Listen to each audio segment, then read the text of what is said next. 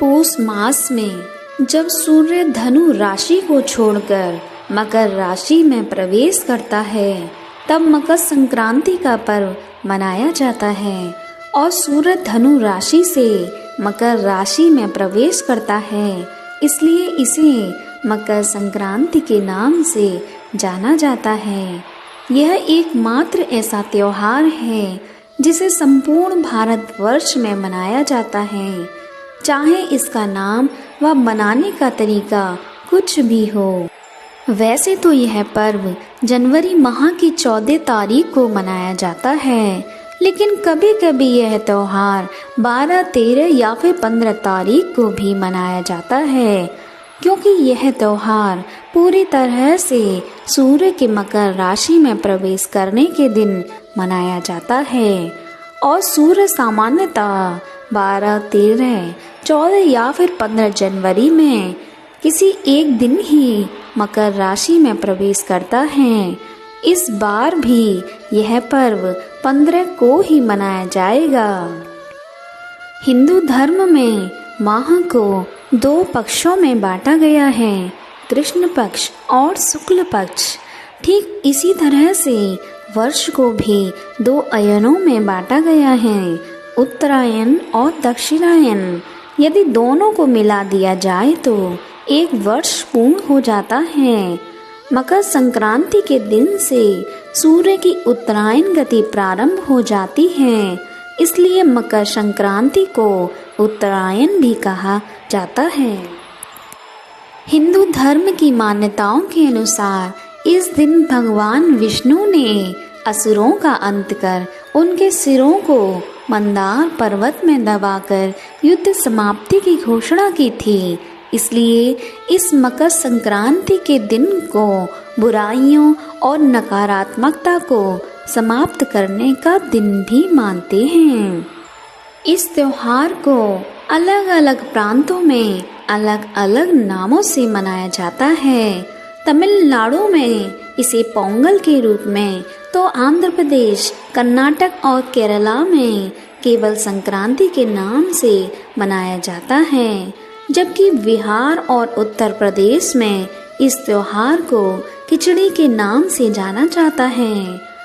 उत्तरायण को देवताओं का दिन अर्थात सकारात्मकता का प्रतीक माना जाता है, इसलिए इस दिन जप, तप, दान, स्नान, श्राद्ध, तर्पण आदि धार्मिक क्रियाकलापों को विशेष महत्व दिया जाता है। आखिर क्यों मनाते हैं मकर संक्रांति? यह माना जाता है कि भगवान सूर्य अपने पुत्र शनि से मिलने स्वयं उनके घर जाते हैं और शनि मकर राशि के स्वामी हैं, इसलिए इस दिन को मकर संक्रांति के नाम से जाना जाता है। पवित्र गंगा नदी का भी इसी दिन धरती पर अवतरण हुआ था, इसलिए भी मकर संक्रांति का पर्व मनाया जाता है। महाभारत में पितामह भीष्म ने सूर्य के उत्तरायण होने पर ही स्वेच्छा से शरीर का परित्याग किया था।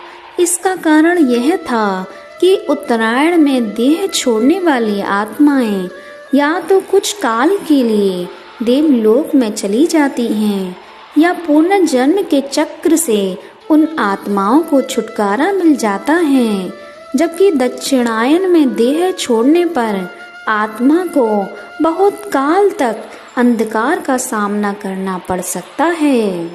स्वयं भगवान श्री कृष्ण ने भी उत्तरायण का महत्व बताते हुए कहा है कि उत्तरायण के 6 मास के शुभ काल में जब सूर्य देव उत्तरायण में होते हैं और पृथ्वी प्रकाश में रहती है, तो इस प्रकाश में शरीर का परित्याग करने से व्यक्ति का पुनर्जन्म नहीं होता और ऐसे लोग सीधे ही ब्रह्मा को प्राप्त होते हैं।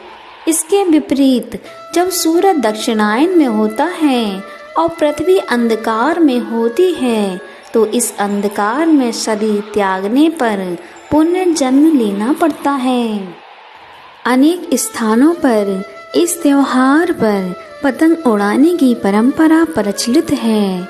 लोग दिन भर अपनी छतों पर पतंग उड़ाकर हर्षोल्लास के साथ इस उत्सव का मजा लेते हैं। विशेष रूप से पतंग उड़ाने की प्रतियोगिताएं भी आयोजित की जाती हैं। पतंग उड़ाने के पीछे धार्मिक कारण यह है कि श्री राम ने भी पतंग उड़ाई थी।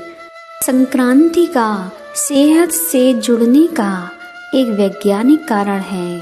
पौष मास की सर्दी के कारण हमारा शरीर कई तरह की बीमारियों से ग्रसित हो जाता है, जिसका हमें पता ही नहीं चलता, और इस मौसम में त्वचा भी रूखी हो जाती है।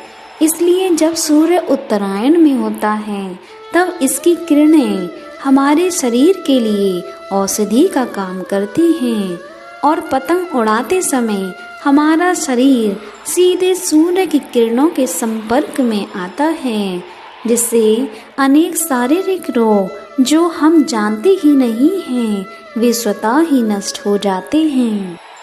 दिल में तरंग और सभी में अपनापन, जिंदगी में गुड़ जैसा मीठापन, आओ होकर साथ हम उड़ाएं पतंग और भर दें चारों ओर खुशियों के रंग। मकर संक्रांति की आप सभी दोस्तों को हार्दिक शुभकामनाएं।